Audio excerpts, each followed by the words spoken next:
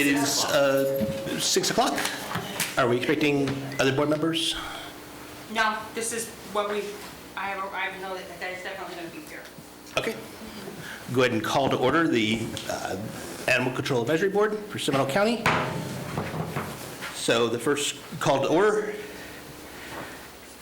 So please silence all your cell phones, electronic devices, anything that's going to make noise, and please stand for the Pledge of Allegiance.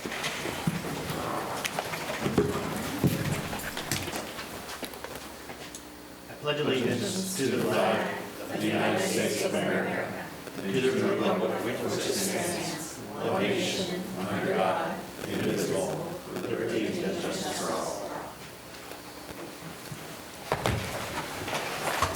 Okay, so as we always do, we read the duty and function of the boards and invite public participation. That the functions of the Animal Control Advisory Board are as follows. We make recommendations to the Chief Administrator of the Office of Emergency Management regarding animal care and regulation consistent with Florida statutes and Chapter 20 of the Seminole County Code. These recommendations must be first approved by a majority of the Animal Control Board prior to the submission to the Chief Administrator of the Office of Emergency Management. The Animal Control Board shall meet 3 times a year, at least 3 times a year, excuse me. Special meetings may be called by the chairman or vice chairman or by any 3 members of the board upon 48 hours notice to all members and to the animal control official and chief administrator of the Office of Emergency Management. A majority of the Animal Control Board will constitute a quorum. Public participation, pursuant to Florida law, the public has a right to be heard on all propositions.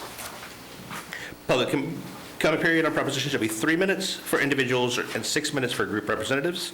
The public will be provided with an opportunity to be heard on non-agenda matters at the end of the meeting. Proper decorum will be observed. So if we could just have a roll call. Kathy Hood. Here. Present. Gail Hare. Here. Present. Sergeant Monk. Here. Present. Brian Wilson. Here. Present. Dr. Viz. Absent. Tracy Fleming. Absent. John McGrath. Absent. Mr. Chairman, we have a quorum. Okay. Did everyone have an opportunity to review the minutes? I do have one comment. The meeting was decided to be September 11th. You have it listed as June 12th for where we decided the next meeting was going to be. So just probably, I'll make that. Yep, I'll make that correction. So with that addition, do I have a motion to accept? Motion. All right, second. All in favor? Aye. All right. Thank you, everyone. So old business.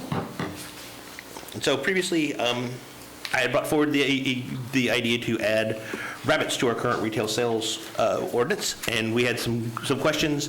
There was some discussion from Animal Services as far as how many rabbits were coming into the shelter, and y'all had said there were very few rabbits coming in here, and so we had said we would like to reach out to the external groups to have them come in and do a presentation on what they see coming into the public, or coming in from the public, excuse me. So we have. If you guys want to tell, who do we have here to be doing the presentation from the Orlando Rabbit Rescue? So we'd like to hear what your view of what goes on outside of the Animal Services group. Do we want to pull up our presentation now? Yeah, please.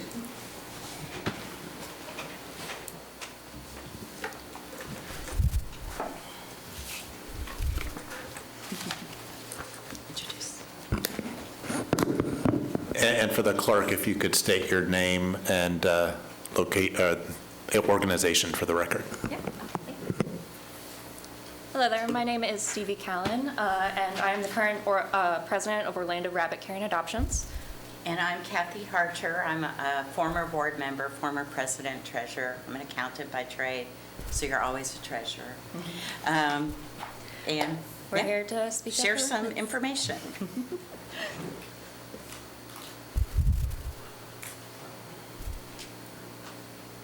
Maybe? Perhaps. And I'll comment, we have a very unfortunate acronym, Orca. ORCA.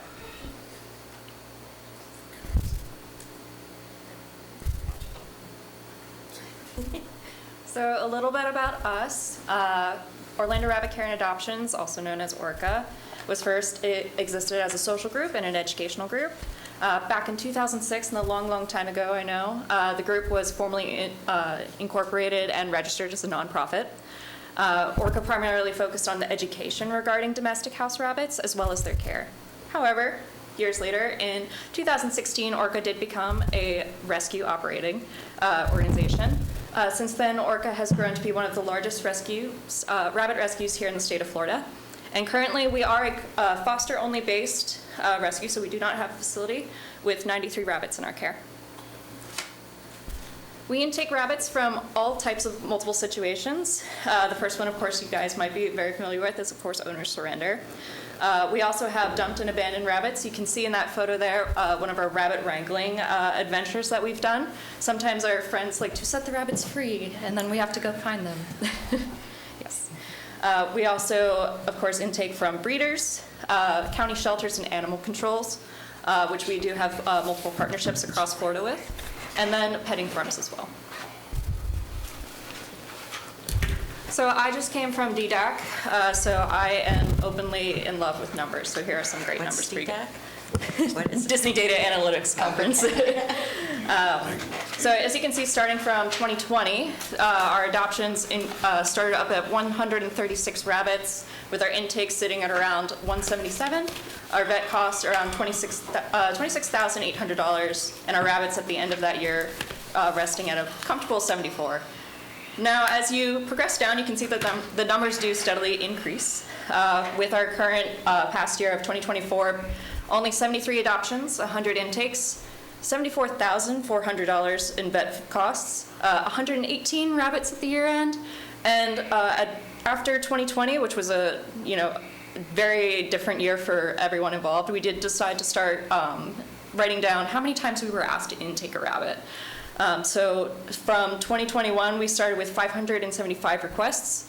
This includes everything from Facebook messages to emails, with last year being 631. Some breakdown stats for you.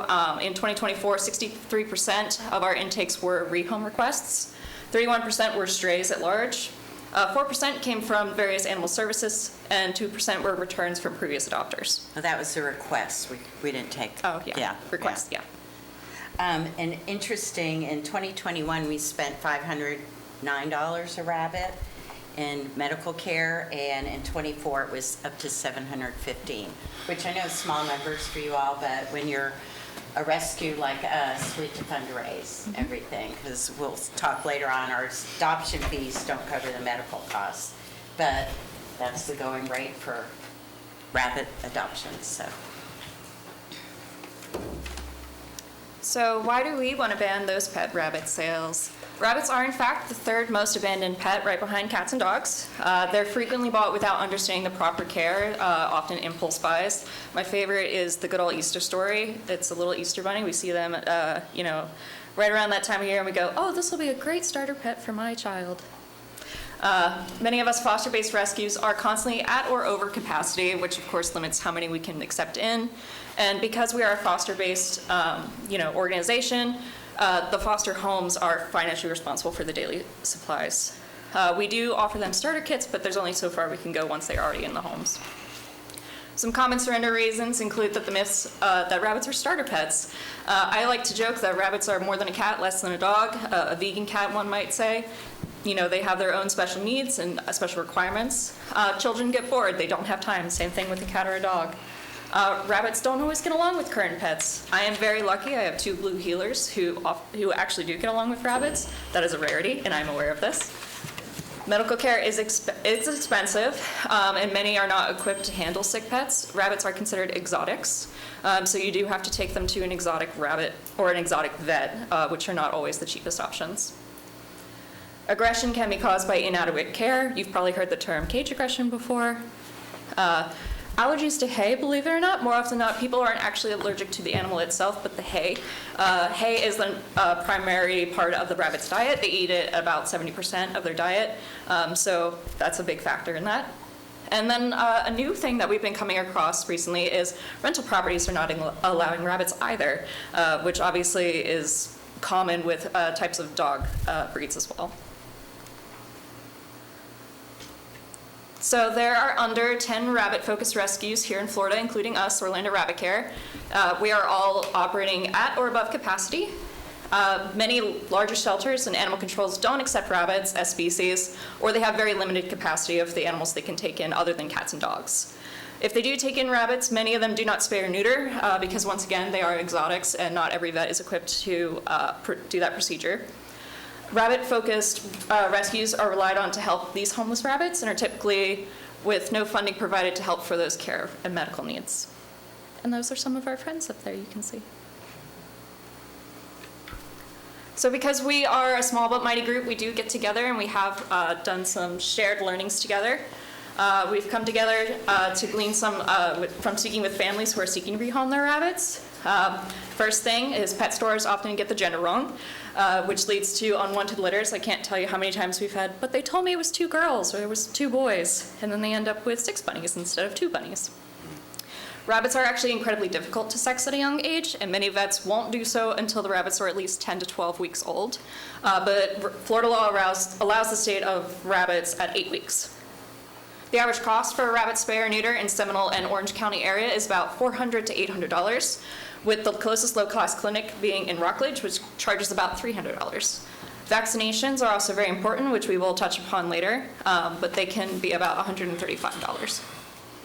Many shelters don't accept rabbits, like we said, which leaves families looking around for options. And then the owners are left with the expense of 6 or more rabbits or animals with very few options, which again leads them to setting them free.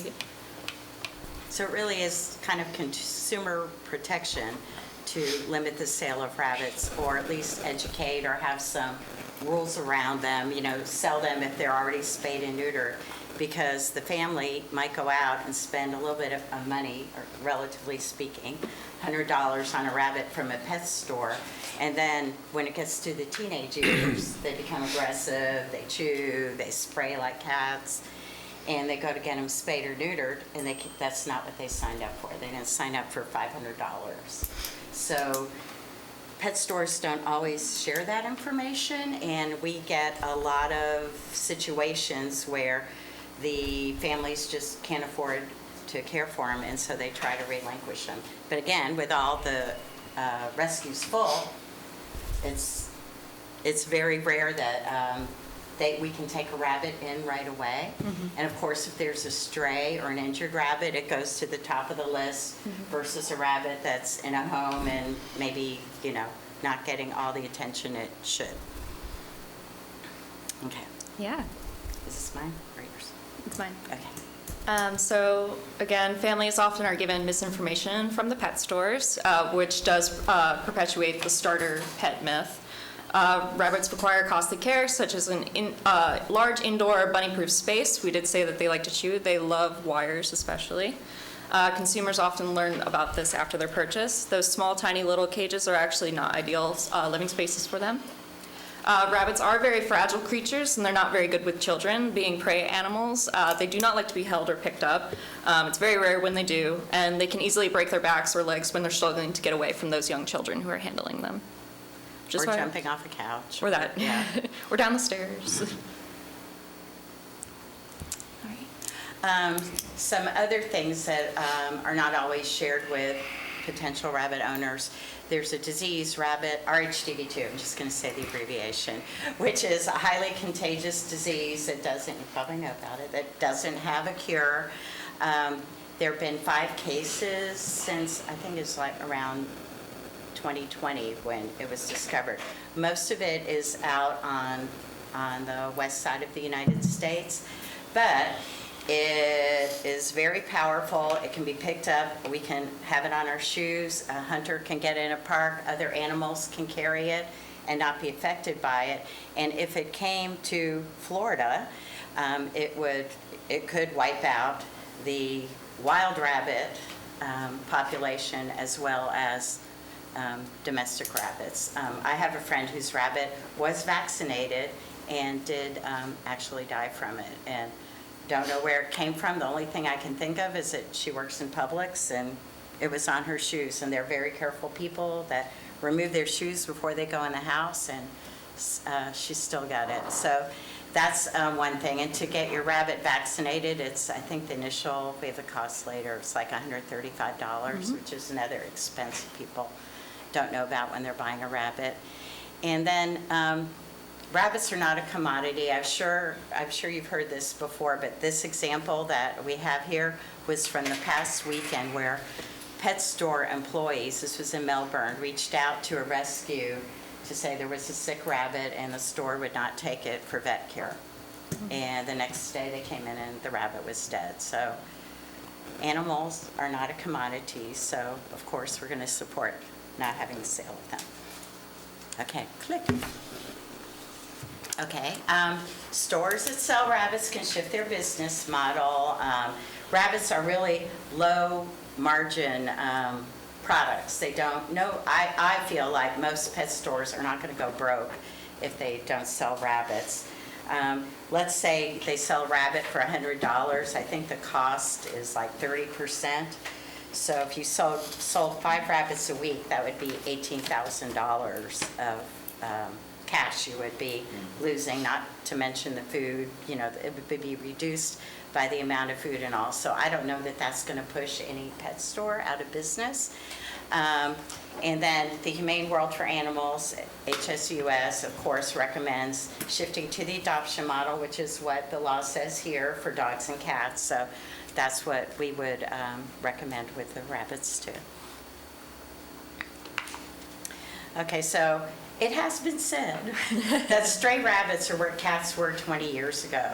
You have the impulse purchases of rabbits, you have unwanted litters, few shelters, which results in dumping rabbits. We're lucky we have not had, or I don't know of any colonies in Seminole County, but we'll go over some of the other colonies in the state in a minute. Okay. And we thought we'd do a comparison of cats and rabbits because, like Stevie said, cats and rabbits are sort of similar. But if you look at the services that are available for cats, they're not available for rabbits. The low-cost spay and neuter, shelters intaking, those sort of things are available to cats. If they are available to rabbits, it's limited. And I always chuckle when they say, oh, it's cat season. You know, It's female always hunting cats, they have, you know, they can have kittens 2-3 times a year. Well, rabbits can have babies every month. They have between 4 and 12 kids per litter. And there's a famous math, if you ever Google it, there's a famous math problem like that is taught at the college level to figure out how many rabbits can 2 rabbits, unaltered rabbits, produce. So after 4 years, a single pair of intact rabbits, you can have 3.7 million rabbits. And that's assuming half are male, half are female, and then, you know, after so long, their babies have rabbits. So you can see how the situation gets out of hand pretty quickly. It's a bit of the future. It It's could be. healthy. I mean, I know, if you I look know, I around go the to Italy, it's production, on every menu. it's healthy. You can make that many rabbits for consumption. I mean, in some countries, they live out of rabbit. To be fair, majority of domesticated rabbits, at least the kinds that you would find at a pet store, are actually a lot smaller. Oh, no, I know. And usually Yeah. more fur than meat, probably. Oh, no. We I have see had- hundreds, so they're We not have had meat. meat rabbits dumped. We have, yeah. Found, somebody called us at the intersection of Redbug and Tuscaloosa Road. And I went to get it, and I'm like, I'm the rabbit whisperer. I walked over and picked up this big rabbit. And then I got it home, and my husband said, I think it's blind, Kathy. I'm like, oh, that's why I could walk over and pick it up. But it was 12 and a half pounds, so that's a meat rabbit, not Yeah, a maybe not. 30-pound, not what you're buying it Yeah, at oh, the yeah. pet stores. Those are the little cute ones with the down ears and The fluffy hair. the ones that are tough to take care of. Like Leica. Ooh, that got Hey, messed up. speaking of. So, well rabbit exams, okay, wait, I'm gonna back up. So, what a rabbit costs, the rescue is of course better, or less money than what we were quoting, you know, what spay and neuter is. So we pay about $174 to just over $200 for a well rabbit to include spay and neuter, RHDV2, both doses, and then a refresher dose every year.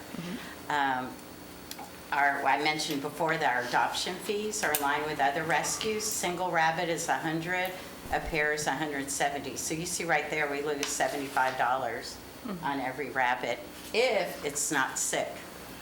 And then a recent example we had is Laika. I don't know how to, Laika. She came from a Future Farmers of America situation in Orange County.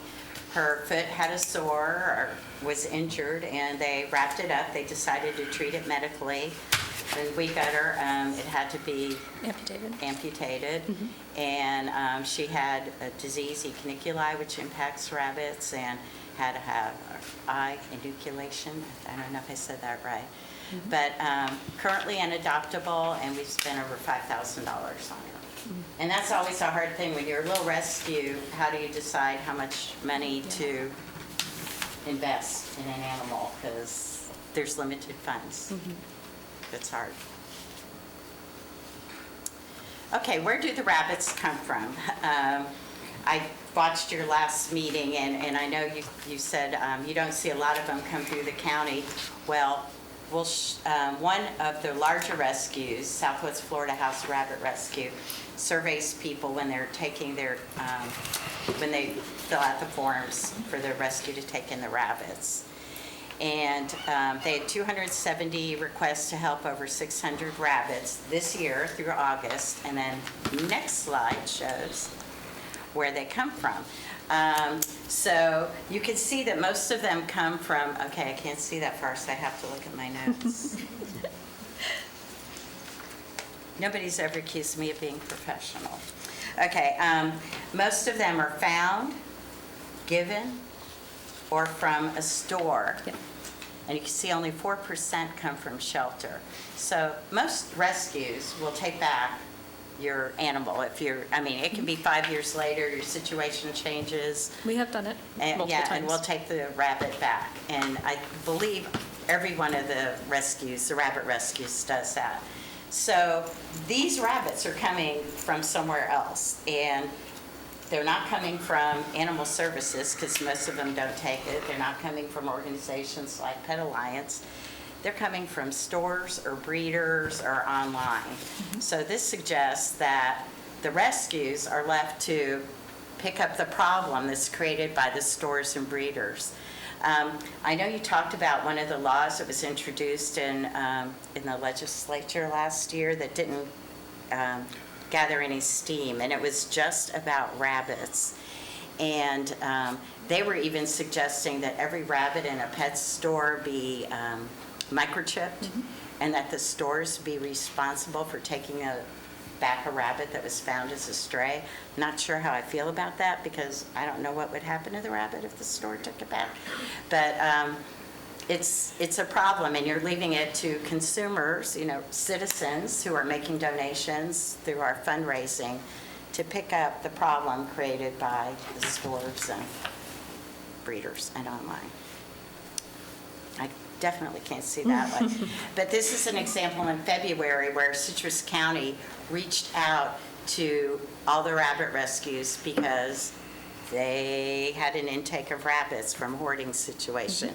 And you can see when we talked about the math of how quickly they reproduce, you can see how somebody just trying to help takes in some rabbits.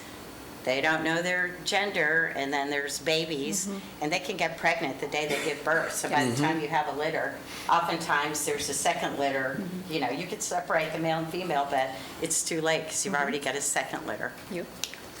And then we do have some examples of other hoarding cases across Florida over the last few years. Two of the biggest ones that we were a part of course, was Azalea Park back in April 2022, and the Lee County hoarding case that happened in 2020. And Wilton Manors is an interesting one because that was, it was referred to as in a neighborhood called Janeda Park. And they had over 100 rabbits, and they were all lion head rabbits, which are very cute. They're, Fluffy. very desirable. Somebody had moved, let them out. And of course, the neighbors all have different opinions. You probably run into this too. They're cute. Let's let them reproduce. Let's keep them in the neighborhood. But a lot of neighbors didn't want them. Some rescues went in, rounded them up. They didn't get them all, so that was in '23. Law enforcement is now calling the rescue because the colony has grown again. If you don't get them all, you're going to have another colony in a couple of years. So they're being asked to go back. But again, the problem is, all the rescues are full. If they take 100 rabbits, what are we going to do? Azalea Park was interesting, though, because we partnered with Pet Alliance, and Orange County Animal Services gave us a grant to take care of them. We used the old Pet Alliance building, shell of a building to house the rabbits. And we had over 100 rabbits, and now 3 years later, the final one Just is got getting adopted. adopted. Yes, Coriander. It's very exciting. Okay. All right, we talked about the rescues being full. These are 2 rescues. One is, they both say East Coast Rabbit Rescue, but one is helping out Space Coast Bunnies, who somebody was raising rabbits. I know we talked, you talked about raising rabbits for meat. Well, guess what? The husband died. The wife is afraid to go out to the rabbits because they're snakes. And so now a rescue is being asked to come in and take the rabbits. And it's not only space, since we're all mostly foster-based, it's also money. Some of the reasons, lack of education, we'll see how people will get in. I mean, look at that cute rabbit in the middle, and they didn't take care of it properly. The family didn't understand how. So one of the big things we do, besides rescue, is education. And the post on the right is one of ours where we adopted out. If you haven't had a rabbit before, we'll do foster to adopt to make sure a rabbit fits in your lifestyle. And in this case, it didn't. They didn't want a bunny, so we just took him back. Okay, we know that rabbits are being included more when banning sale of animals in stores. So California and New York State do that, and throughout the country, more and more cities and counties are starting to implement that. We talked about, I know you've talked about the legislative action. One of the things we see when we look at laws that differs is where the sale of rabbits is prohibited.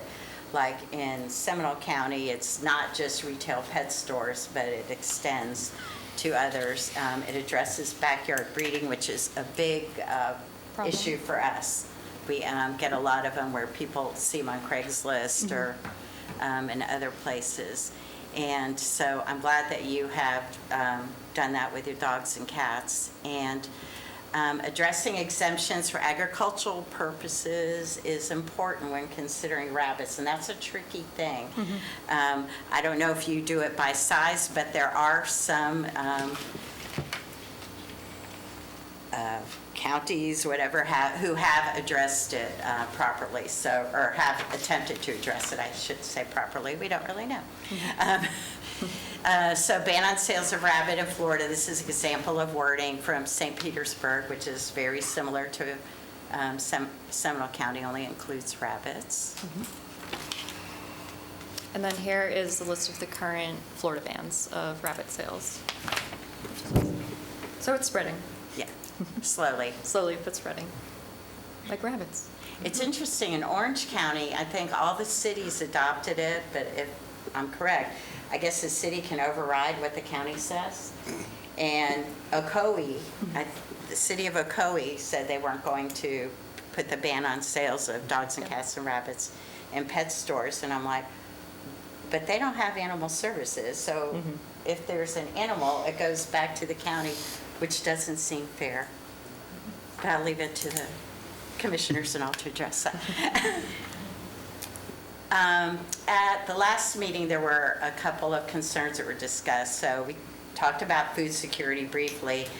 People aren't going to pay $100, for a little rabbit to eat.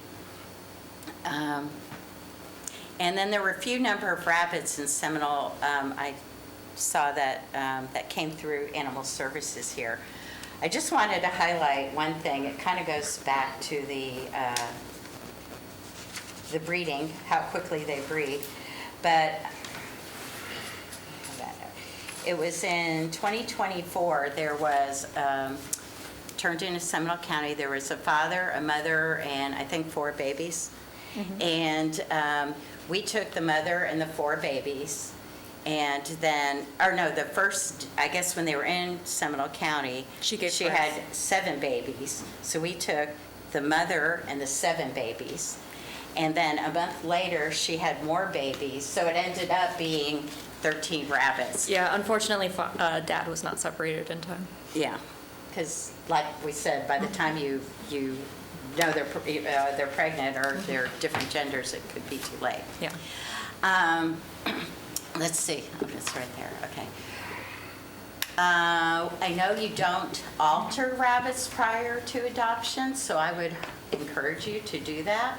I know we used to get our rabbits done at Spay and Save when we first started, so they did do them. I know all vets don't do them. I don't know if the vets on staff here can do rabbits, but even if neutering the males is less complicated than spaying the females, that would help. And then the $5 fee to adopt, if we want to talk about me rabbits, that would encourage adoption for food consumption. And I talked to somebody at Animal Services a few years ago, and they said, oh, we kind of screen them and we can tell, but if we could change that $5 adoption fee, that would be nice. And I know that backyard breeding is not permitted in Seminole County, but is there licensing required for business breeders, and then are taxes collected? Just curious. Because it seems to me in other counties, it's like I see breeders, we will get an adoption app, and if we don't answer it in the matter of hours, they will go to a breeder if they want a rabbit. It's surprising, and we're such a better deal. It's already spayed and neutered. They're already litter box trained. We already know about their personality, and they'll go to a breeder and adopt. So these are just some of our favorites, I will say. Some, cases that we've had over the last few years of rabbits that have come from difficult situations. We have Rebelle there. She's actually, her foster is here. And then we also have Baklavar. That's how you pronounce it. Uh-huh. That's a tooth. That is a tooth.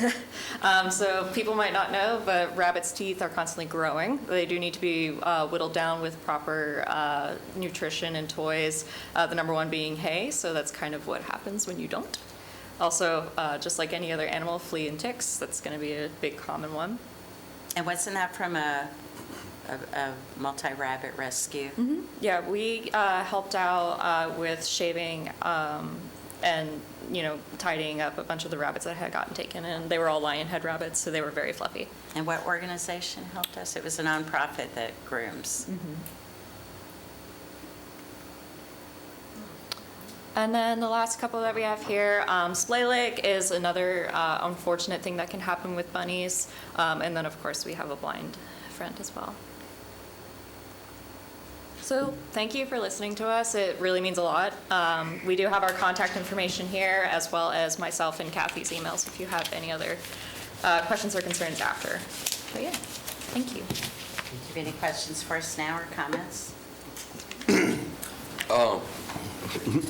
You say you pay $400 for a spay or a neuter on a The rabbit? public does. We don't. We don't.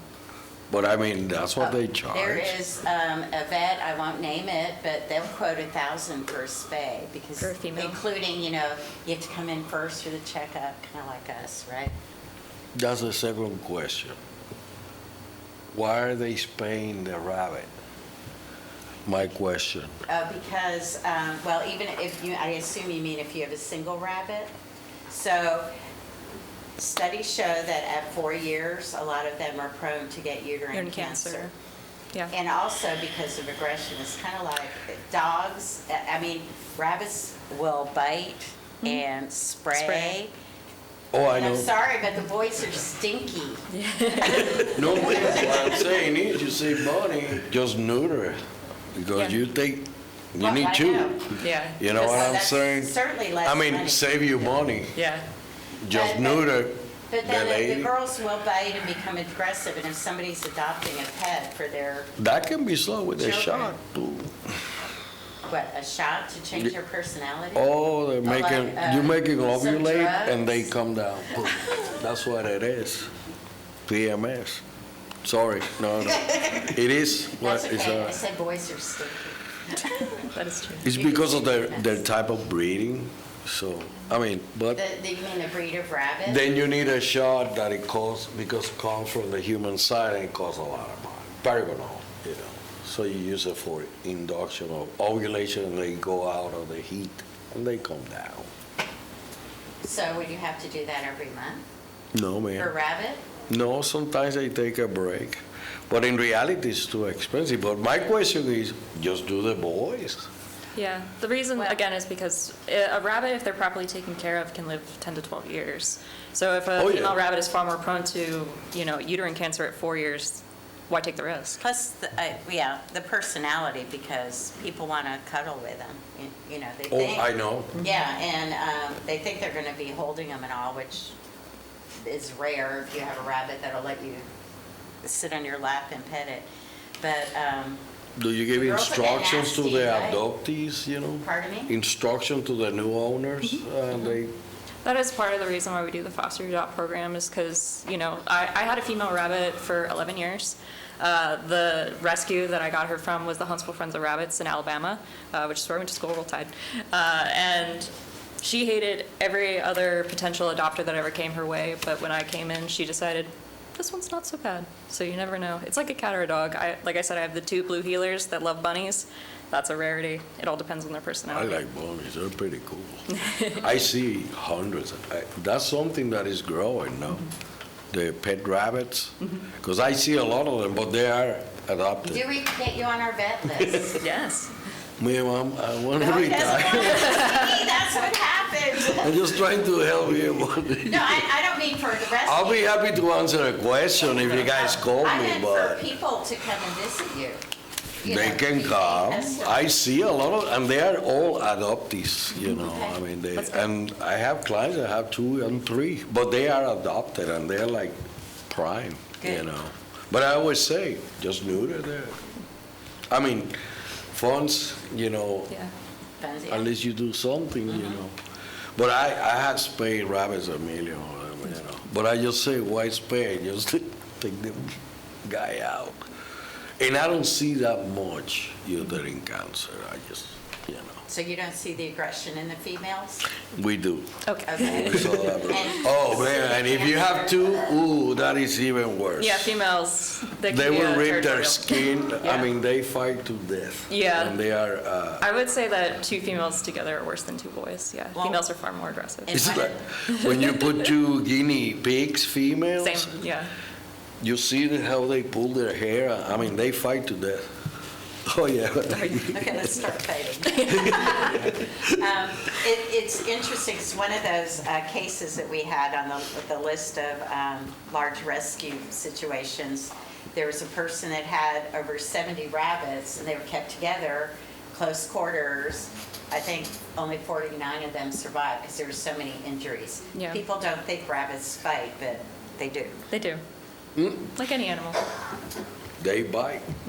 And it hurts. And it's the handling. They need to know how to handle it also.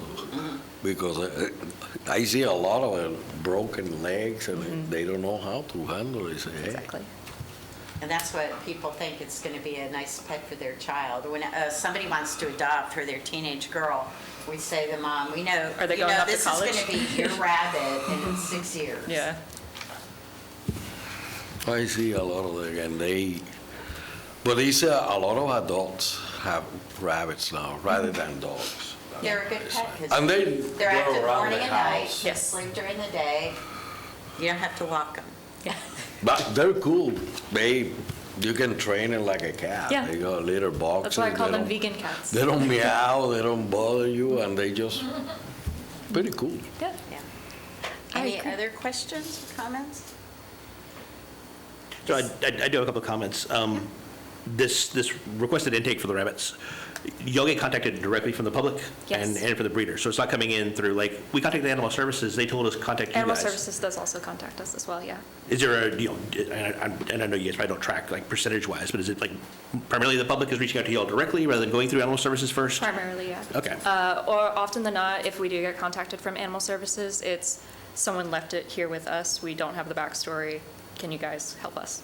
That's usually the story, unfortunately. And then, like what Dr. Viz was saying, you guys are providing a service that, these animals are coming in at a reduced cost, they're already spay or neutered, you've addressed and assessed their personalities, Yeah. and you can educate the person who is going to be adopting the animal. A pet store isn't going to do that. They're going to literally just take whatever money you give them, hand it over the rabbit, and say, good luck, or give you a flyer at best. So the impulse buy is where the problem happens, and Yeah. that's why the animals wind up getting abandoned, or, turned over into. I worked at GameStop in college, trust me, you'll do anything, man. Yeah. So that's why I brought this forward to have this added to our ordinances, and that's why. And thank you all so much for coming here. So, course. Is there any other questions or? I know we asked y'all to come here so we could have any questions or concerns about why this is a good thing to add to our ordinance. And I think y'all did a great job of presenting why we should have this in our ordinances, because it also protects against the breeders, which is a situation where we can have larger colonies wind up created because someone gets out of the breeding business when someone dies. The animals then get abandoned. We don't want that to happen here in Seminole County. It'll be protected by our breeder bans that we have, or the limitations, as well as changing the retail, the definition of retail sales.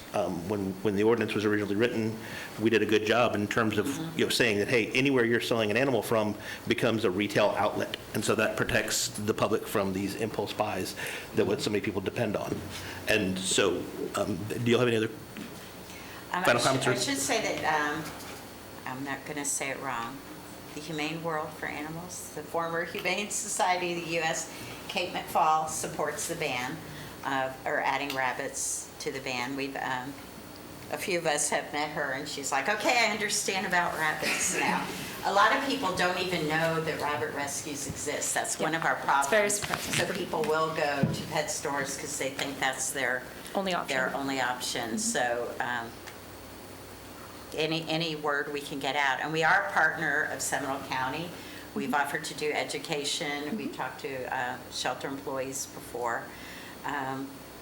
And I know we do work with Orange County as well. And I live right on the border of Orange and Seminole County, so there is a pet store in Seminole County.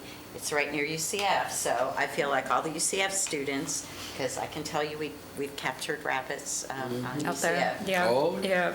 Yeah. They're good pets for students, right? Until they leave. Until they leave. Well, thank you both so much. If you don't have any more questions or comments for ladies, thank you so much for Thank coming, you. educating us, and providing some valuable information. Thank you for having us.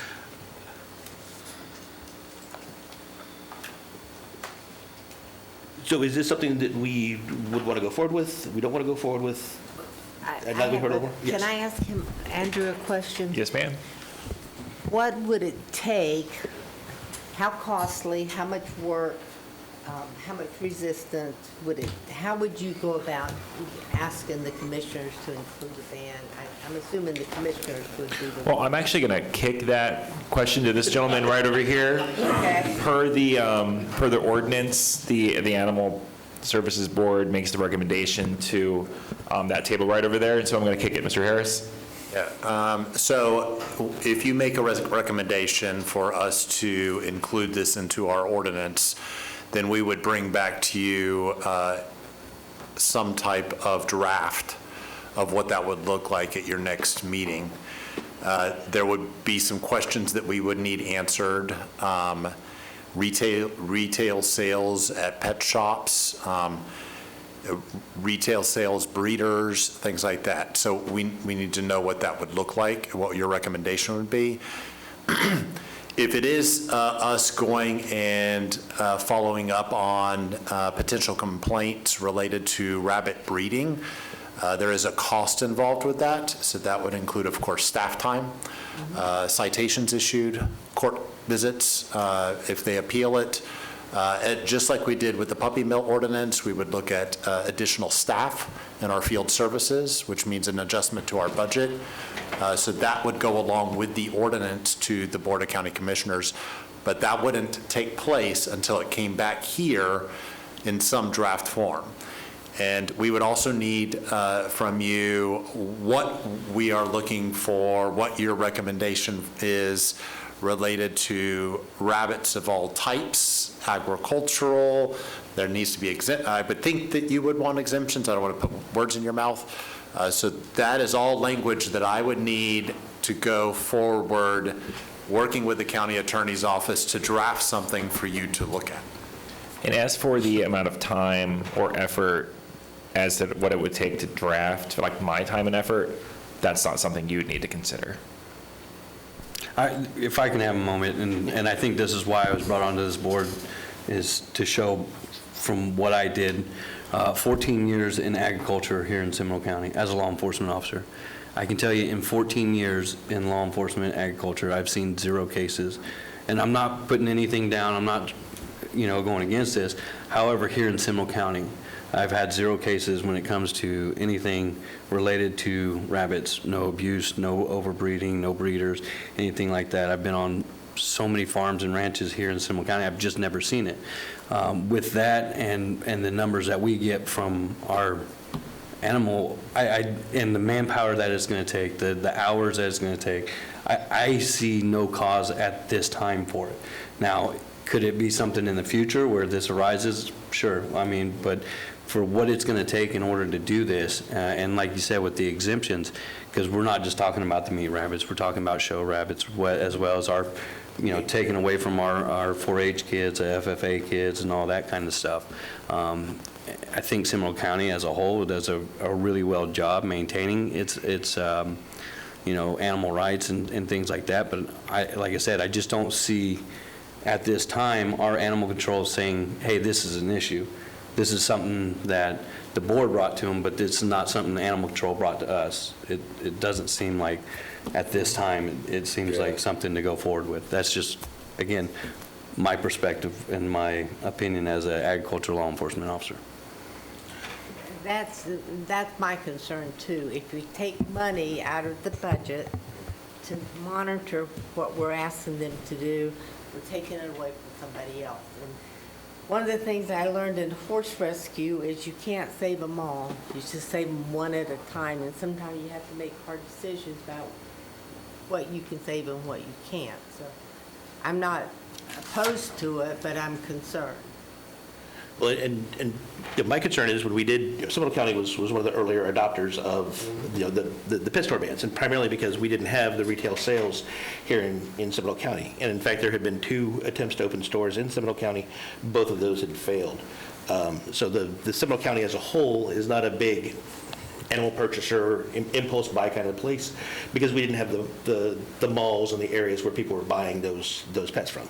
So there wasn't a large opposition to it. The same, I know you weren't involved, Alan Harris wasn't involved at that time, but there was a significant pushback against that same idea. More officers would be needed. We needed to define the breeding bans. The loss of Flea World reduced a lot of those open air sales that were being done out of and out of the back of trucks. Seminole County's become more and more urbanized, so there's less of the back of the trucks kind of thing going on. I know, Geneva and out Oviedo Way, there's still, a lot more of that going on. But we really did try to enact a very strongly worded law so that we could keep these things from happening. And that's what you're saying is Geneva and Chiliota are areas that I've spent most of my career, and I haven't seen this. And what you're saying is, again, we're trying to do this, which is going to add a lot of man hours. And what are our sales? Who's selling these rabbits here in Seminole County? So the only store that's selling currently that I am aware of is Pet Supermarket is the only one that actually responded positively towards the sale. The thing that I brought it up about was because most of the retail chains have on their own, their own policies are, we don't sell rabbits. And unfortunately, one of the pet chains, Petco, had announced that nationwide they're going to start to resell, they're going to restart the sale of rabbits. And that was a warning that says, hey, if a corporation can make this policy change, I don't want to see them becoming the next, glamour pet kind of thing, where people want to have a rabbit, and then all of a sudden we have a problem that we could have stopped before it even began.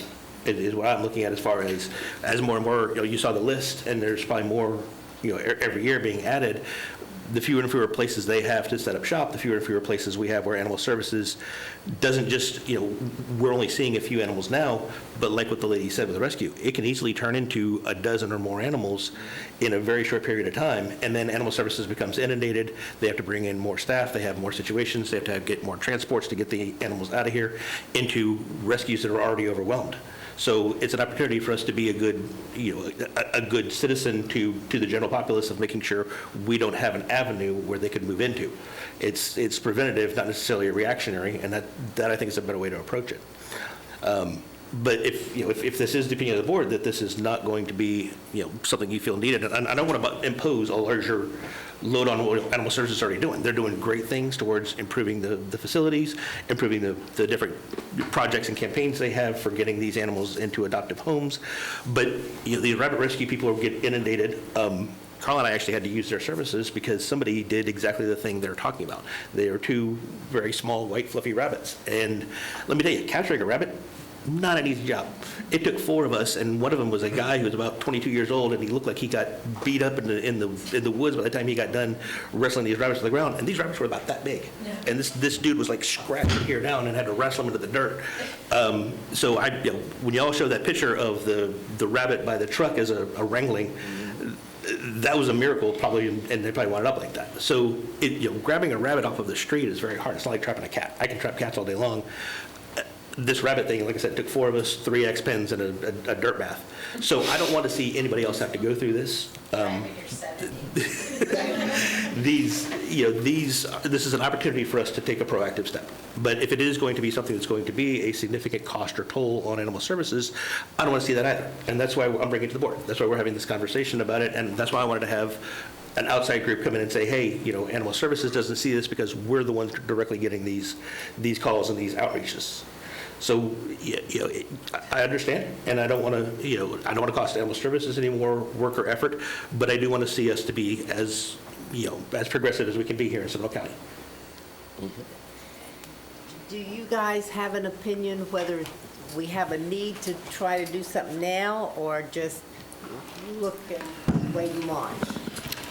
See when we have I hate to say this, but it really is your decision to make a recommendation to me. We at the shelter in Seminole County Animal Services don't see a lot of rabbits come in, but I appreciate the presentation today because I did not realize the burden on the rescue groups. So certainly, we want to be good stewards of anything, that we can. So it really is up to you all if you want to make a recommendation for or against it. And if you do, again, for or against it, we would need to know what level you want to go. And is it just a prevention of rabbits in stores? Is a breeding ordinance included?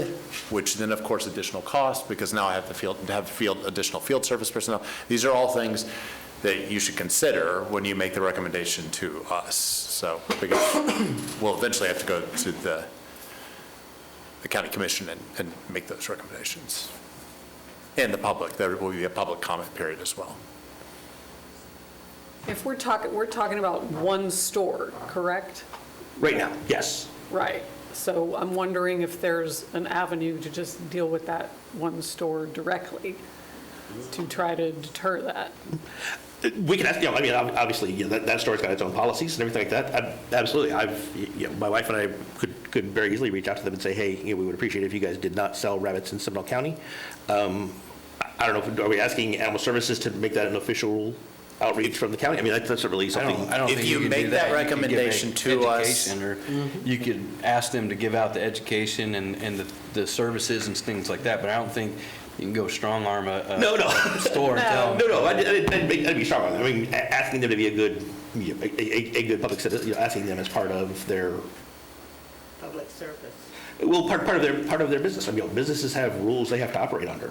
And one of those is the rule of currently is the adoption model for dogs and cats. So there's no one selling dogs and cats. But there are numerous stores that do have adoption spaces available to them, both small stores and major chains. So, they have a adoption area, education zone. Some of them actually even have But I live thought the shows. suggestion was to see if the store would provide education about the rabbits before they sell the rabbit. That would be great. Yeah, that is something we can absolutely approach them and say, hey, you guys, can y'all not do this? Can y'all provide this information? We could ask if Orca could provide that information to the store directly and have a relationship with them that says, before you buy this rabbit, do you want, or if you're interested in a rabbit, here is a way to save a significant amount of money before you buy a rabbit from us. But if you buy a rabbit from us, here's what you need to know about the rabbits. So it could be an educational outreach for them as well, or maybe even an adoption to get them adopted into the store. If they don't have rabbits for sale at any period of time because they're supplier breed or whatever, that Orca could come in as a place to adopt the animals out through there. If the ban is not something we want to be pursuing, or if we think that the one store could be, not coerced, but asked to be part of the solution instead of part of the problem, that's fine also. This is why we wanted to bring it before the board, to have this conversation about it, so that we don't have to have a different conversation when we have a problem. Right. But I also want to make sure that we are frugal with our resources. Sure, absolutely. Yeah, no, I definitely don't want to cost animal services, extended amount of money. Like what you had said, there's not a lot of rabbit, there's a lot of rabbit breeding out in Seminole County? Well, here's my thing, no, and that's the problem, like I said, everything, I've never come across this. It's very, very, very few. And you're talking about a store that, what's their sales on rabbits compared to what their intake is? Sure. Because what you're saying is this store can't sell them, you don't want them to sell them.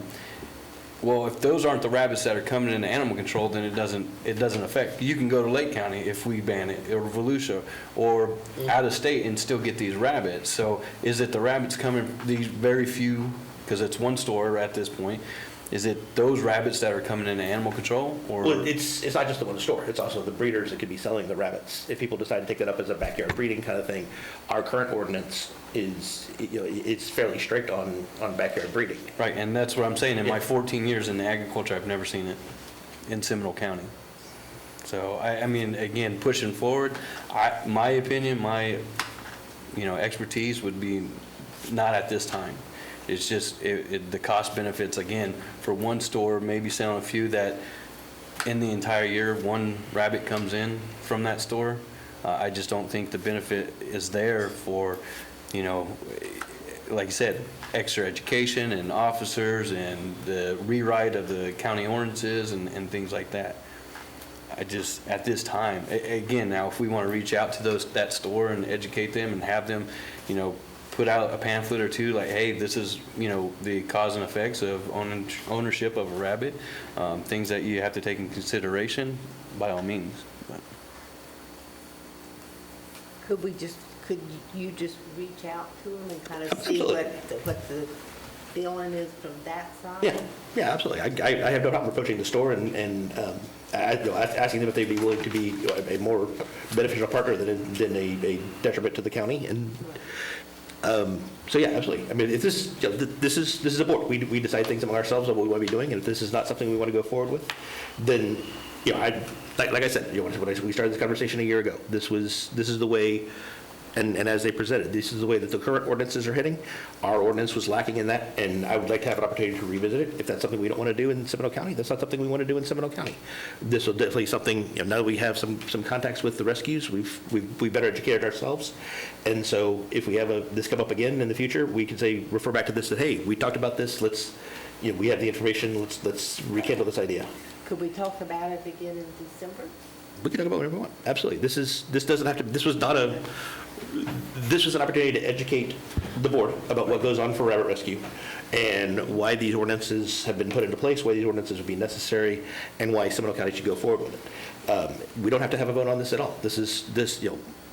No one's made a motion to make this request. I'm not making that motion right now because, if you'd like more information about it, we can totally table this discussion for December. And if there's more information you would like, then, you can reach out to Mr. Stronko and ask, you can reach out to me because that's sunshine law. But yeah, if there's more information you would like, or, a reconsideration of it to be in the future, that's fine. We can absolutely have this reconsidered. This isn't dead because we're not going anywhere with it. But right now, we're not going forward with it, and that's fine. That's the board's decision. I was going to ask, with the retail ban for dogs and cats, how much strain or financially has that put on animal services? I'm going to try to save Lauren from, we're in court probably every other week for 8 to 16 hours, so that takes an officer off the road for that. Our investigations, we are running about, 50-something investigations, 25 to 50 on dog breeding every month. And so that takes an officer, 16 hours, 20 hours? It depends, I don't think that rabbits would be at that level, but. Right, I was but just any wanted to get a complaint- gauge how much, Yeah, any complaint, we would have to Strain do research, we have to do affidavits, we have to do investigations, we have to look on websites, attempt to try to find this, whatever dealing is taking place. Citations will have to be issued. Normally, there's an appeal with that. I'm kind of laughing to Andrew because he's going through quite a few of them right now, and then that gets litigated.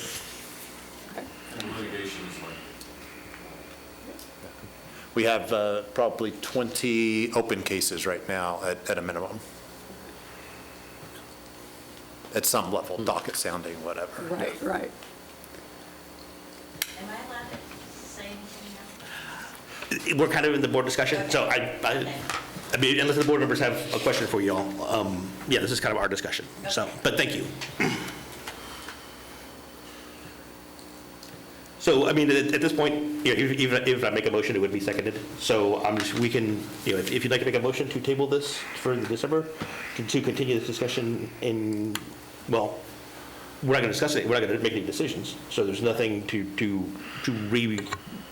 revisit in December. Yeah, you're gonna try to fill out the attitude of Petco Okay? about whether they would work with a rescue group and educate people and do something to help people be more aware before they take the bunny home. Okay.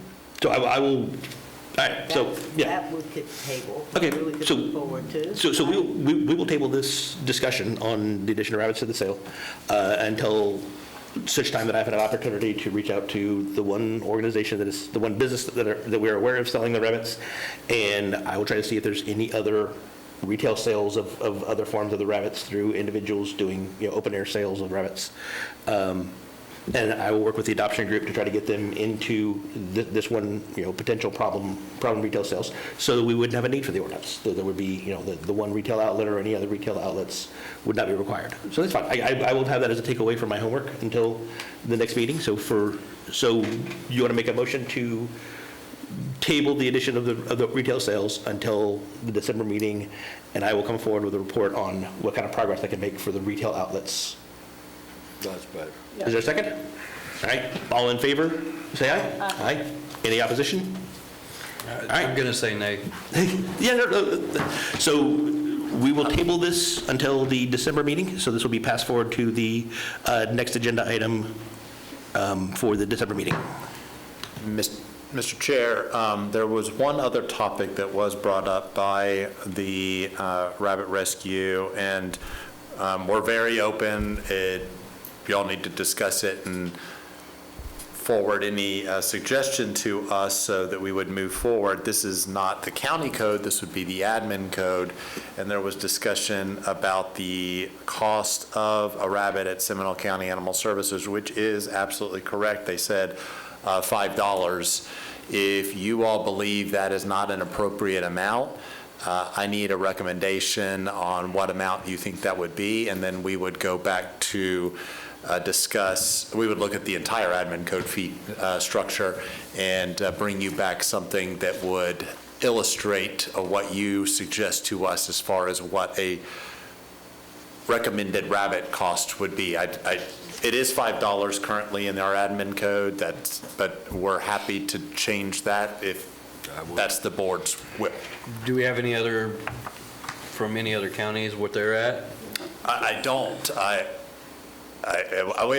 We would, it was the first time that we heard that specific thing, so we could certainly bring that back in December as well.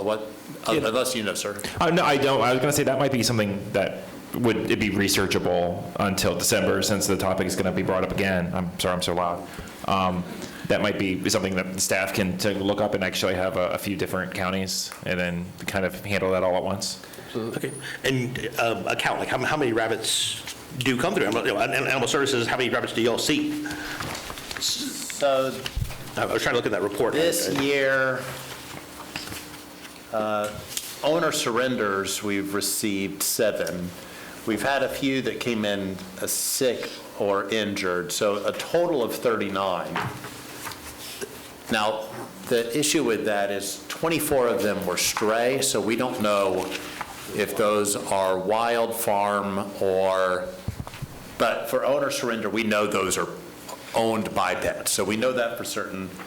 There's another 4 that came in as a euthanasia request. That means that they were sick beyond, so they went to probably a vet, and the vet suggested it, and they came to us because we do low-cost euthanasia.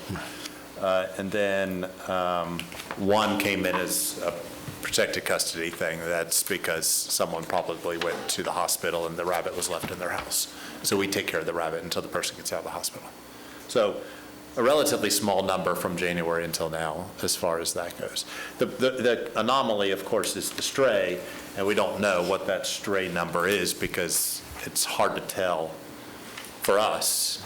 I mean, probably. It's not delineated between domestic and wild. Right, yeah, they don't have tags, you don't know where they came from, so. So someone says, I picked up a rabbit on, okay, was it a pet? I don't know. Or a farm rabbit, we don't know. Yeah. So, do we want to amend to add, I mean, is this a separate motion we have to do? I don't know what the legal part of it is. It's a separate code, so it would be a separate recommendation to us, and then we would work together in the county and Animal Services to look at our fee structure. But specifically for rabbits, it is $5, so if that's not an appropriate price, That's very inappropriate. Okay, so do we? Way inappropriate. Okay, so do you want to make a motion to ask Animal Services to research possibly adjusting the adoption rate? Yeah, absolutely. Okay, Increase second? it. Second. All in favor? Aye. Yeah, we'll Okay. present that. So then we'll add that to our next agenda item Yes. to compare and contrast adoption fees for rabbits. Okay.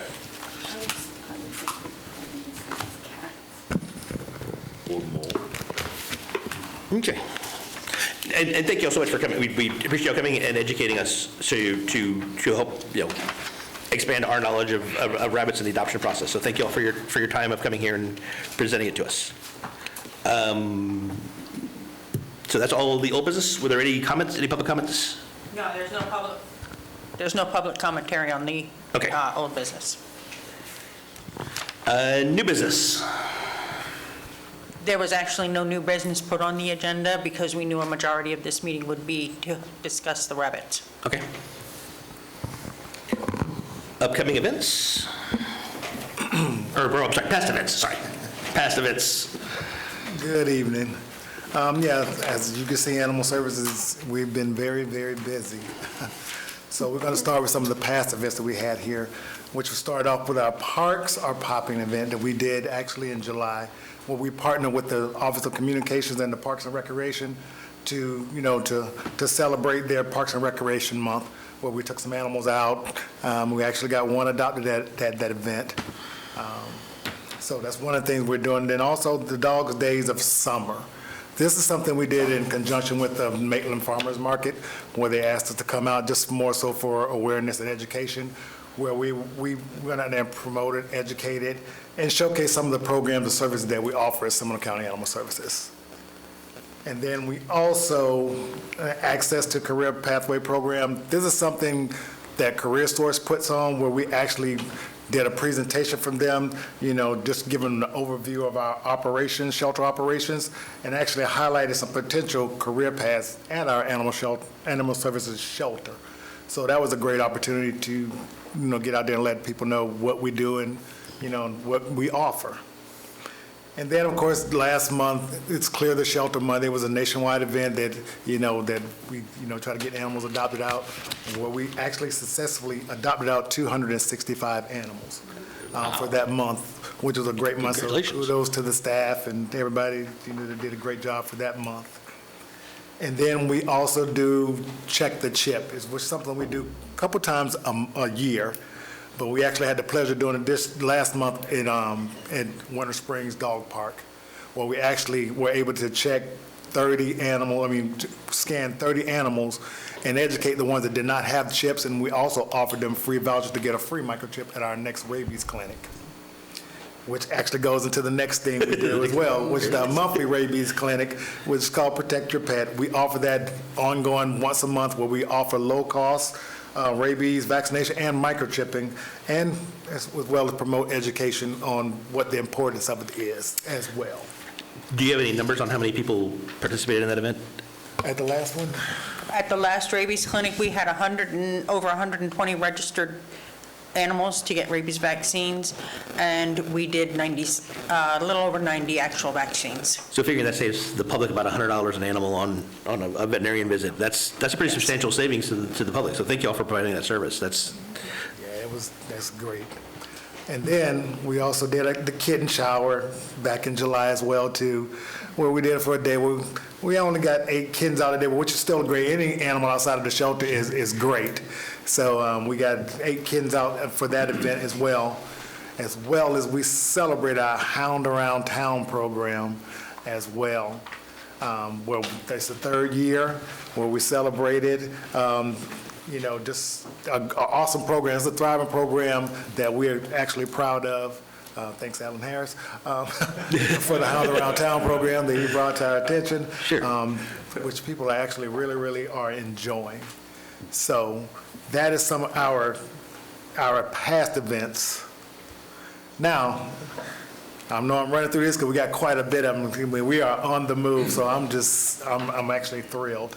So first, we got our National Night Out. Actually, it's called October 7th, where we're going to be in 3 different locations on the same night, which is going to be in Sanford, we're going to be in Castleberry, and as well as in Lake Mary, where, again, we're going to go out, into the community to promote partnerships and awareness, from like law enforcement and the community. So it's a great event. Of course, we're just more awareness thing, but it's always a good opportunity we can get out and, talk about the shelter and give them what we offer. And as well as we're going to be participating in the Pause for a Cause event in Lake Mary as well too, on October 18th, where we will be bringing out some of our adoptable dogs and cats for their 2nd annual event. We're looking definitely forward to that event where we can get the animals on the road, get out there and get them adopted. So that's something we're very proud of here at the shelter as well. And then we're doing something that's really cool on October 24th, where it's called Call to Service. It's actually where we can promote our volunteer program. It's more so for recruiting volunteers. So unfortunately, I get the pleasure of going out with a couple of people and just talking about our volunteer program to see how we can get more volunteers, because as you know, volunteers help run the shelter as well. So we are, I'm very thrilled about this, as well as everything else. But, just one of the programs that I'm happy to be over. So I'm very pumped about that one. And then we're also doing a Halloween, the Spooktacular event, October 30th. It's put on by the Sheriff's Office, where, we go all out for it. So if you got time to come out there, please come out and take a look at what we got going on, because it is very cool, fun, and to the extreme. And I will tell you, I know firsthand. And then Dogtoberfest, that's November 1st, where they're also doing their 2nd annual Dogtoberfest. We'll promote adoptions as well as our programs and our services as well. And then the most wonderful time of the year and our biggest event is our Paws and Claws event, where it's the largest event of the year, where we're going to do pet adoptions, and as well as we're going to be doing photos with Santa. We're going to do rabies clinic. We have a lot of local vendors, food trucks, and so much more. So it's just an awesome time to come out. It was a great time last year, and I know I'm expecting it to be even bigger this year. So please come out and help us, celebrate and have a good time that month. And then, for this month, all of September, it is Teacher's Pet Month, where we're offering all educators, in the school system, free adoptions. So any educator in the room or in the board, please come out and get you a free adoption of an animal we have at our shelter. So please come out. And then, like I say, volunteer orientation, as you can see there, we got a lot of, the rest of the year actually for all the classes we have. We're doing 2 a month. We slowed down a little bit in November, December, because we got to prepare for Paws and Claws, so we don't want to get too overwhelmed. So those are all the classes. So if you know anybody interested, please tell them to come out, go to volunteer orientation and learn what the volunteer program is all about. And then, this is something that has been on the rise, but we've been out and partnering and we've been collaborating with different corporations and organizations that have been coming to our shelter to do service days. And these are just a lot of the past groups and the upcoming groups that are scheduled. And actually, I got a few more to add, 'cause I got a couple calls today as well, too. They just want to come out and offer some of their time and the hours to come out to help around the shelter, whether that's with walking a dog or helping us do laundries, dishes, just to see what our program is all about. So this is something cool that we're actually doing, and I'm actually enjoying it, and it's taking off. I've never seen so many groups, but I really, really am enjoying it. So that's what we got going on for all of our community engagement and upcoming events. Real quick, I'd just like to acknowledge Al here and the work he's done. This is a new position to him. He's in charge of our special projects now, and Al has hit the ground running and done an absolutely incredible job. This is ramped up tenfold compared to some of the work we were doing before, and he deserves a little bit of recognition for that. He's really done a nice job. No, yeah, absolutely. You hit the ground running on this one. That is amazing, especially the results you're seeing, between I'm sure you're seeing additional volunteer hours coming in too.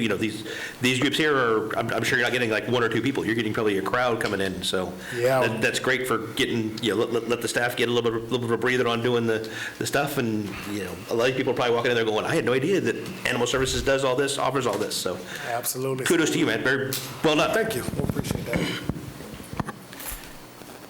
All right.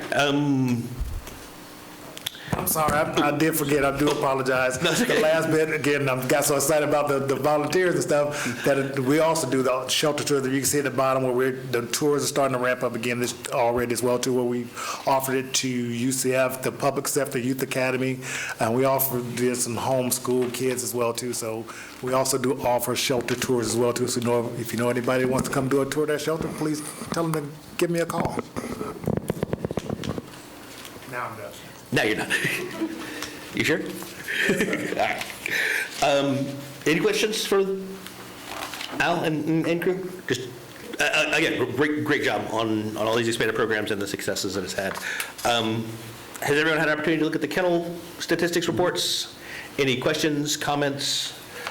I did reach out to Andrea Hubbs, who is the principal involved with Seminole County TNVR, the external program, and she was unavailable to come to the meeting today, but she did provide me with the statistics, and I'm going to read the email, and then I will forward the email to Denise to share with the group here. One sec here, grab her email. So from January 1st, 2025 to August 25th, they have had 305 adults TNVR'd. They've had 6 kittens TNVR'd over 3 months of age. They've taken 34 adults and adopted them out, and 186 kittens have been adopted. So the external program has been, y'all been doing great on the numbers that you're providing here, the TNVR numbers. So it definitely is in a much improved situation from where we were having a number of years ago. So Seminole TNVR is assisting, and y'all are doing great work in terms of ensuring that these are not animals that are just literally coming in here and dying before they have any other services. To date, she has done the Seminole TNVR group. They have done 2,149 adults, 680 kittens, and 65 adults and 646 kittens have all been adopted out.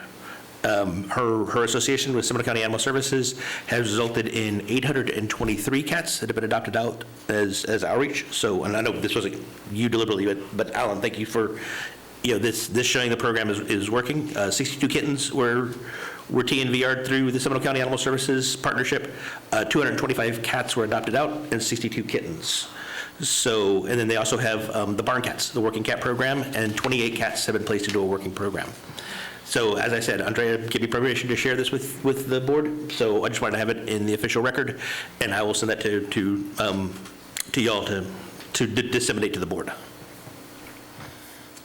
So, any questions on the reports, comments? Hearing none.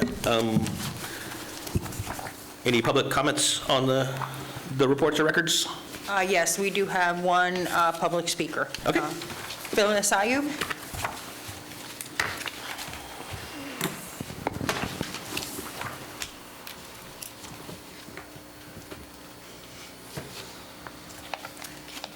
If you can go ahead and state your name and address for the board, please. Phyllis Ayub. My name and what? Your address. 572 Seminole Woods Boulevard, Geneva. I'm here to talk about Spay and Save. I've known Dr. Viz for many years, probably going back to early 1990s. That's really bad, huh? So for those who don't know, Spay and Save was an idea that we came up with about 15 years ago to try to help end the overpopulation of cats. We always knew, but came to the final conclusion that we could not adopt our way out of euthanasia.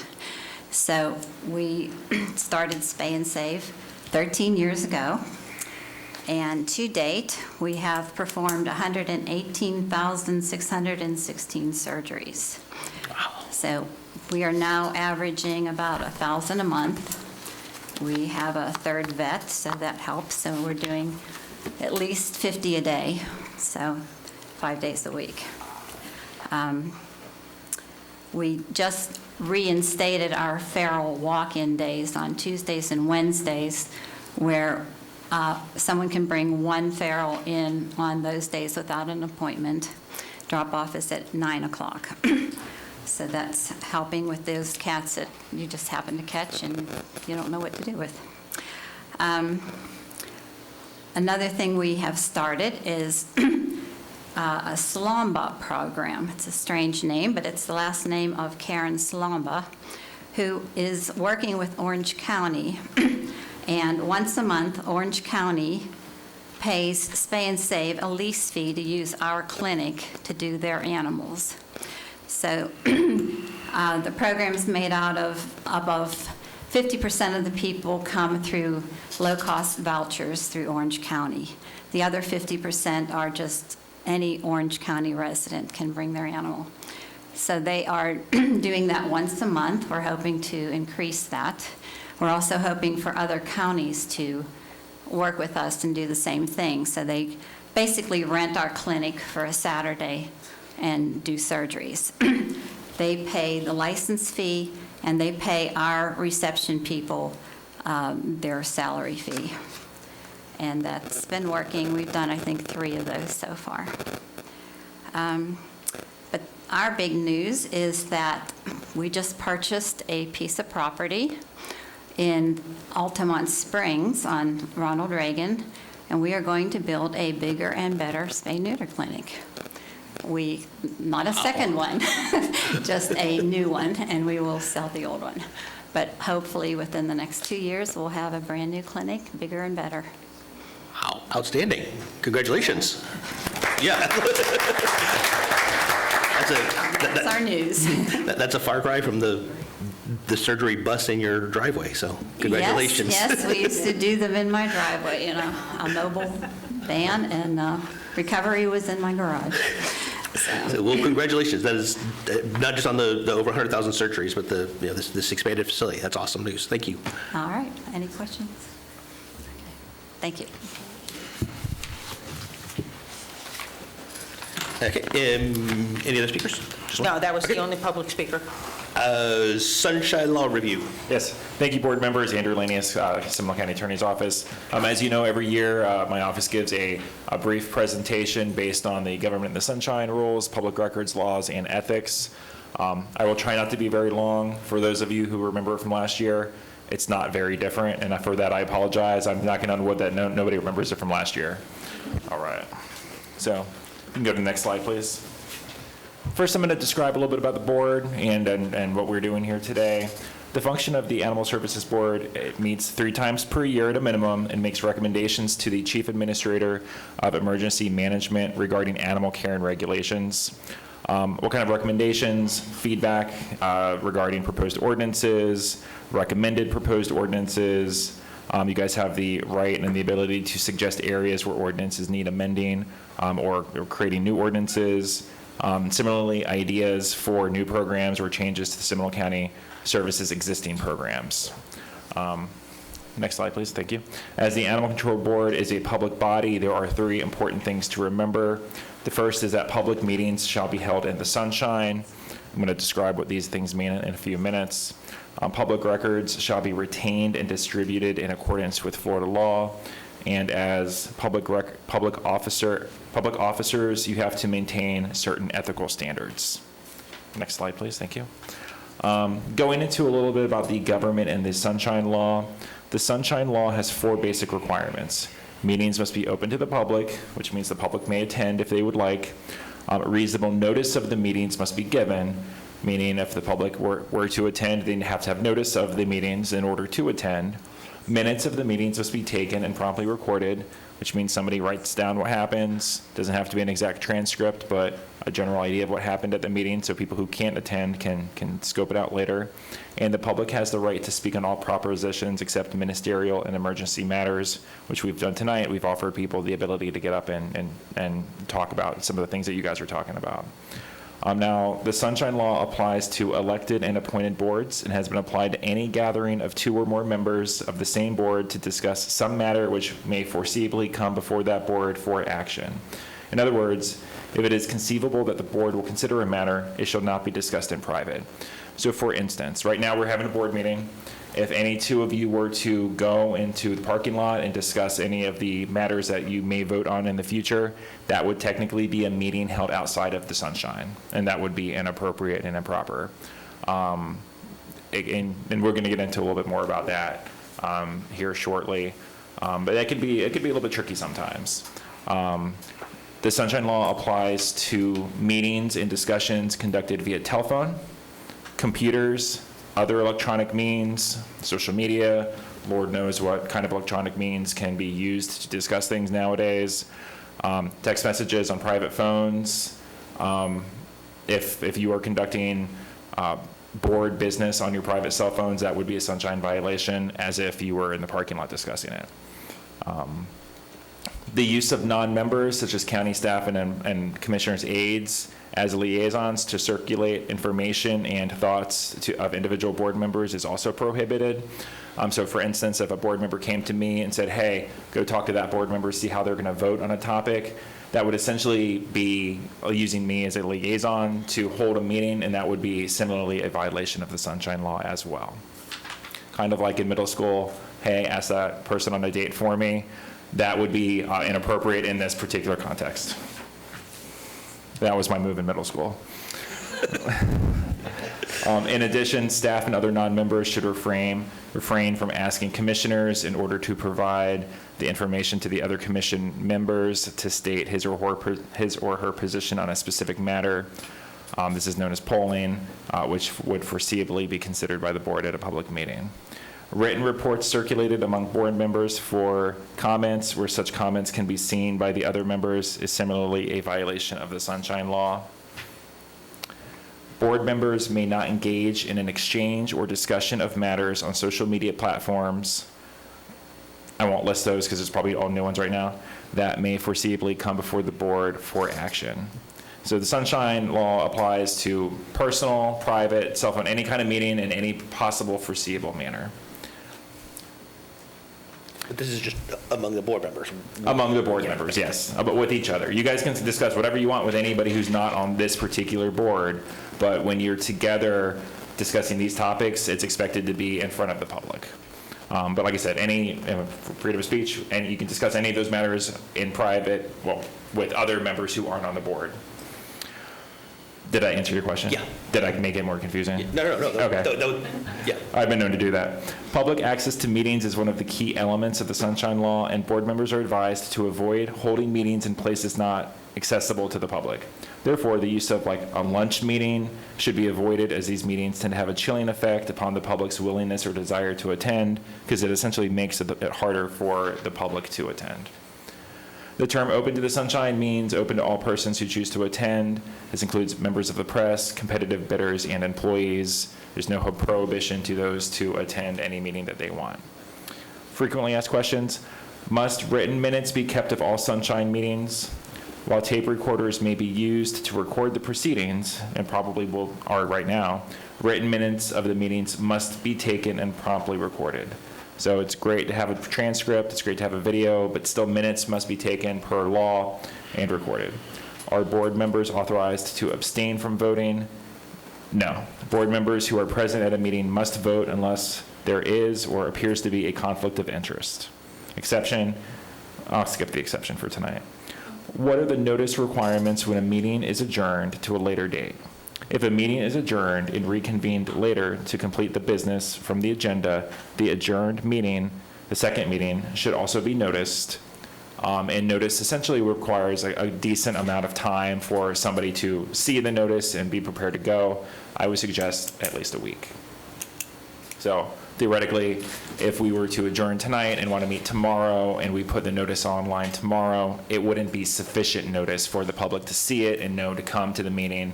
Therefore, it would have a chilling effect on the public's ability to participate. Does the Sunshine Law restrict a board from taking action on matters not on the agenda? The answer to that question is no. May a member of the public tape record a board meeting? The answer to that is yes. They may tape record, they may audio, or visual record, whatever they want. Does the Sunshine Law apply to one board member meeting with one member from a different board? So theoretically, if somebody from the Value Adjustment Board came in, would you guys be prohibited from discussing matters that are going to come before you or the Value Adjustment, I'm not going to speak with Value Adjustment Board, would you guys be prohibited from discussing matters that are going to come before you with the member of the Value Adjustment Board? The answer to that is no. The only people that you're prohibited from discussing matters that are going to come before you are each other. That's because it's anticipated that we would discuss that in front of the public. But if somebody from a different board comes in, you'd have every right to speak to them, the same as you'd speak to me or a member of the public. Penalties. Civil penalties are up to $500 against each participating member. A knowing or intentional act is not required, and theoretically a negligent sunshine violation could result in civil penalties. Civil criminal penalties are also possible, fines for knowing violations, and attorney's fees have also been issued in the past by courts. Any action taken at a meeting tainted by a Sunshine Law violation is void, and in addition, a violation may require the board member to hire private counsel, which can be expensive, either for private suits or for the state attorney's actions. Nobody wants to have a state attorney action, me more than anybody, because that would be bad. Now we move on to public records. Does anybody have any issue with the government and the sunshine? All right, going to public records. Florida's public records law provides for citizens to have a virtually unlimited access to the records of government. Public records is defined as all documents, papers, letters, maps, books, tapes, photographs, films, sound recordings, data processing software, or any other material, regardless of the physical form, characteristics, or means of transmission, made or received pursuant to law or ordinance or in connection with the transaction of official business by any agency. A public record can be literally anything. Anything you can touch, anything you can see on a computer, anything that somebody can request is a public record. If the purpose of a document prepared in connection with the official business of a public agency is to perpetuate, communicate, or formalize knowledge, then it is a public record regardless of whether it is in the final form or the ultimate product of an agency. It is impossible to lay down a definition of, and this is from case law, it is impossible to lay down a definition of general application that identifies all items subject to disclosure under the Public Records Act. Consequently, the classification of items which fall midway on the spectrum of clearly public records on the one end and clearly not public records on the other end will have to be determined on a case-by-case basis.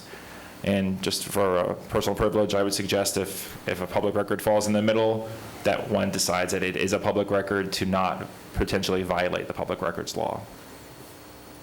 Examples of public records subject to the public records law, absent exemption: computer records, emails, text messages, including on your private cell phones, WhatsApp messages, messages through social media accounts, even if it's a personal account, financial records, litigation records, and personnel records. Potential sources of electronic public records. Public records on a public agency servers. This includes emails to and from email addresses. Public records on social media and other web-based accounts administered by the public agency. Records on public agency issued cell phones and electronic devices. Personal cell phones as well. Public records on privately owned personal cell phones. This includes personal social media and other web-based accounts. Public records means those records already in existence. There is no requirement to create a public record in response to a public records request. If somebody were to ask us, hey, I want your public records on X topic, if there are no records and no records exist, the county doesn't have to create them and essentially wouldn't have to provide anything because nothing would be subject to the request. When you are using a personal device or account, but you are using it for board business or board communication, you are creating a public record subject to Chapter 119 Florida statutes. That public record must be disclosed if a request for that record is received. That public record must be retained and not deleted in accordance with Florida law. This includes emails, text messages, photos, and voicemails. People forget about the voicemails part of that, and that can be very tricky. You can create separate accounts between official board business to facilitate a clear separation between personal records and board-related public records, but you cannot circumvent public records law by using a personal account to exchange, store, manage, or track information related to board business. As a member of a public body, you are responsible for timely and appropriate responses to public records requests that you receive. These requests can be verbal or nonverbal. Let's skip that next part. Public records. The county is generally not required to reformat its records to meet the requester's particular needs. We give the records as we have them. We're not required to make any sort of format changes, any of that kind of stuff. If we have a record, we give it, but we're not required to do a whole lot to it, so long as we are able to give it. Maybe redact some stuff that isn't subject to the public records law, like a social security number. A person's motive in seeking public access to public records is completely and completely irrelevant. If they are trying to hurt a particular government agency by creating a big public records request, that's irrelevant as well. The government agency has to provide the public records as requested. The county cannot ask the reason for the public records request. It is completely irrelevant. A custodian of records must acknowledge requests for public records promptly and respond to such requests in good faith. Although there is no time limit for compliance stated in the Public Records Act, the Florida Supreme Court has stated that the only delay permitted is, quote, is the limited reasonable time allowed the custodian to retrieve the record and delete portions of the record the custodian asserts are exempt. So the only thing deleted is what would be exempt, as in like a social security number or something that isn't subject to public records law. Nothing else would be deleted. Penalties to violations of public records law. Individuals can be prosecuted criminally or in civil court. The county can be assessed attorney's fees for failing to comply.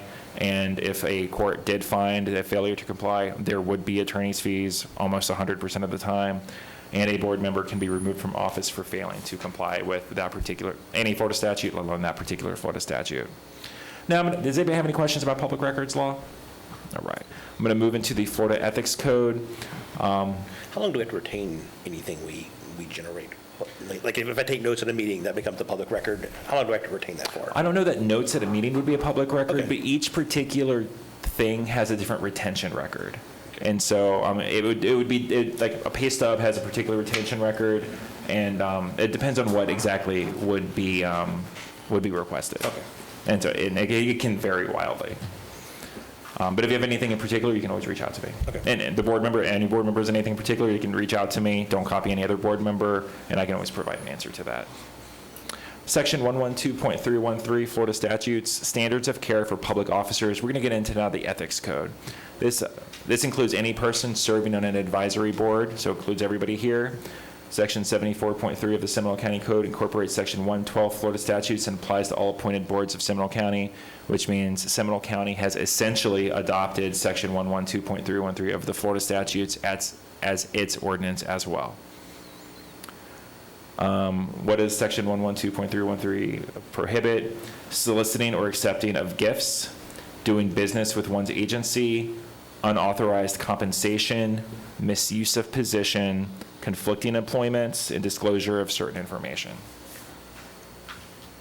Question: may a person sit on a board as a public officer when that board regulates the industry of the person's employment? Answer: yes. Florida statute section 112.313(7)B reads, this subsection does not prohibit a public officer or employee from practicing in a particular profession or occupation when such practice by persons holding such office, such public office or employment is required or permitted by law or ordinance. Example, CEO 84.63 held when a Port Authority member was required to be a representative of business entities doing business with or at a port. The member's employment as vice president of a shipping company at the port was considered exempted. Question: may a school board member's company sell mandatory school uniforms to parents of children who attend the school? When I first read that, I got it wrong, but we're going to get it right tonight. Yes, the sale of uniforms to parents of school children is permissible. However, the sale of uniforms to the school board or schools in the school district is prohibited. I did not read the question carefully enough. Shame on me. Question: does the prohibition against unauthorized compensation extend to the public officer's family? Answer: yes. Under Florida statute 112.313, the prohibition against unauthorized compensation extends to the public official, his or her spouse, and minor children. Other relatives are not covered. And this applies when public officials know or with the exercise of reasonable care should know that it was given under the influence, it was given to influence a vote or other action in which the officer was expected to participate in his or her official capacity. I'm going to read just some provisions from the Florida statute, and we're winding down. Section 112.31433A. Shall not vote in a matter that would inure to his or her private gain or loss, or that a principal, business,